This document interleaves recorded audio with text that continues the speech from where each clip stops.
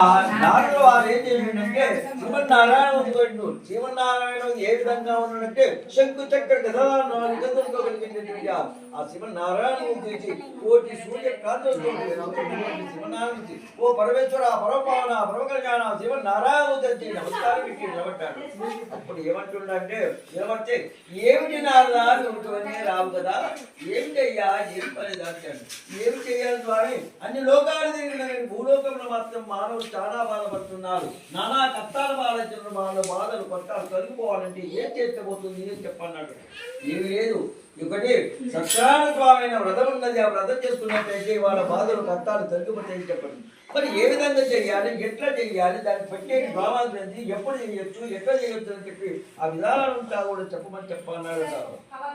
అయితే ఏమి లేదో ఒక అందరిని కూడా గౌరీ సైత అందరిని కూడా అక్కడ శ్రీమన్నారాయణమూర్తిని ఏ విధంగా అంటే శ్రీమన్నారాయణమూర్తిని ఏ విధంగా అంటే